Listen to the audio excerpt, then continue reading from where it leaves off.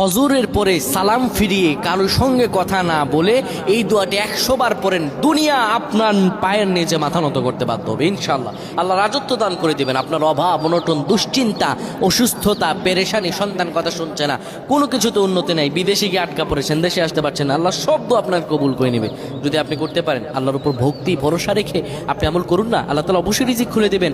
আল্লাহ তার আল্লাহু খায়রুর রাযিকিন, আল্লাহ হচ্ছে উত্তম রিজিক দাতা। আল্লাহ আপনার তো অবশ্যই কবুল করবেন। আল্লাহ বলেছেন উদউনি আস্তাজিব লাকুম, আমার কাছে চাও আমি দিয়ে দিব।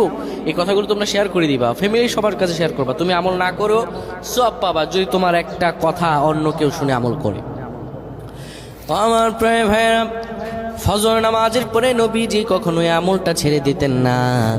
কেউ যদি ফজর নামাজের পরে পরে সুবহানাল্লাহি ওয়া বিহামদিহি সুবহানাল্লাহিল আযীম 100 বার যদি কেউ পড়তে পারে, কারো সঙ্গে কথা না বলে 100 বার পড়ার কারণে আমার আল্লাহ রব্বুল আলামিন তাকে রিজিকে বরকত দিবেন, তার হায়াতে বরকত দিবেন, তার মন শান্তিতে বরকত দিবেন।